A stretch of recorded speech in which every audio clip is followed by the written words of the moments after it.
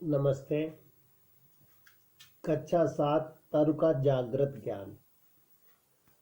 New Zealand में पाए जाने वाले मिंका नामक वृक्ष के तने में मक्खन जैसा द्रव्य पदार्थ निकलता है तो गाढ़ा होता है और अत्यंत मीठा भी। मक्खन के बजाय वहाँ के लोग खाने में इसी पदार्थ का प्रयोग करते हैं। प्रकृति का अनुपम वरदान वृक्ष है। दुख सहकर भी सुख देने का स्वभाव है। इनका चर्चा करें कि वृक्षों से क्या लाभ होता है। मनुष्य के अतिरिक्त और किसको क्या लाभ होता है। वृक्ष न होते तो क्या जीवन संभव होता। वृक्ष काटने के क्या दुष्परिणाम हो सकते हैं। पर्यावरण संरक्षण, प्रकृति प्रेम, परोपकार, समर्पण, प्रसन्नता और एकाग्रता।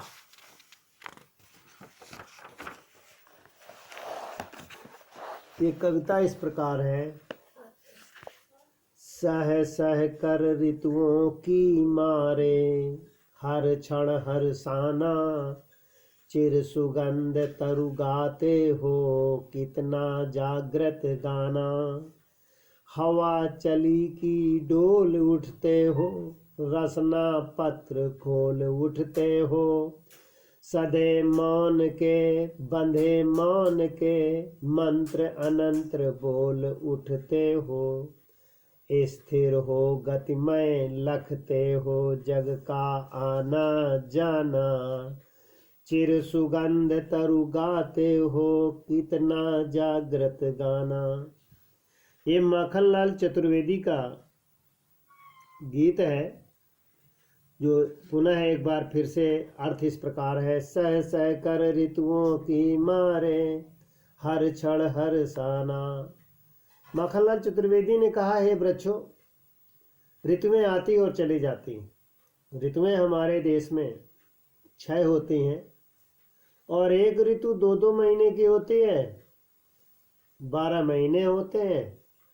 ऋतु इस प्रकार है: बसंत, हेमंत, शिशिर, शरद, वर्षा। तो वृक्ष हर ऋतु में तमाम प्रकार की यातनाएं सहता है, फिर भी प्रसन्न रहता है। चिर सुगंध तरु गाते हो। सुगंध, जो बहुत सुंदर गंध बहुत दूर दूर तक फैलाते हैं वृक्ष, और इन्हीं में पक्षी गाते हैं, कितना जागृत गाना। हर पक्षी अपने अपने प्रकार के विधवत गीत गाते हैं। हवा चली कि डोल उठते हो। हवा चली कि पत्ते हिलने लगते हैं। रसना पत्र खोल उठते हो। रसना जैसे जीभ होती है, ऐसी जीभ रूपी पत्ता हिलने लगते हैं। वृक्षों, पेड़ों,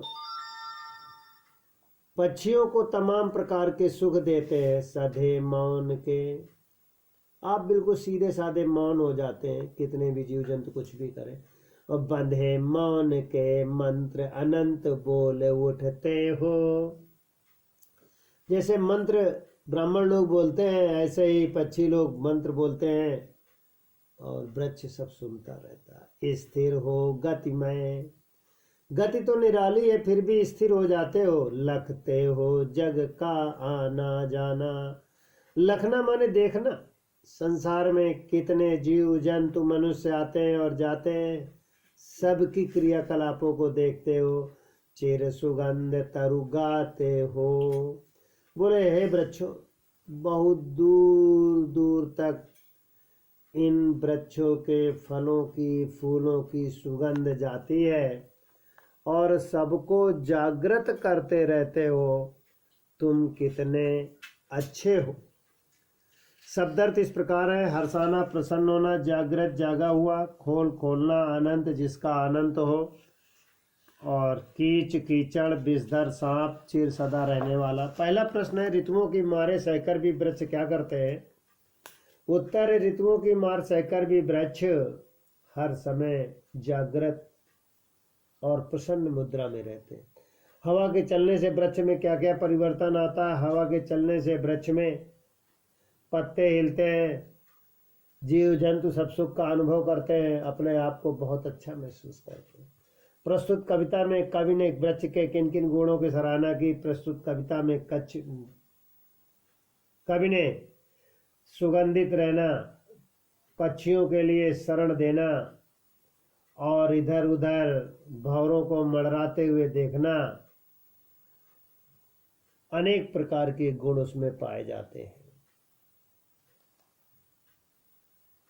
विद्यार्थी लिखेंगे और याद करेंगे।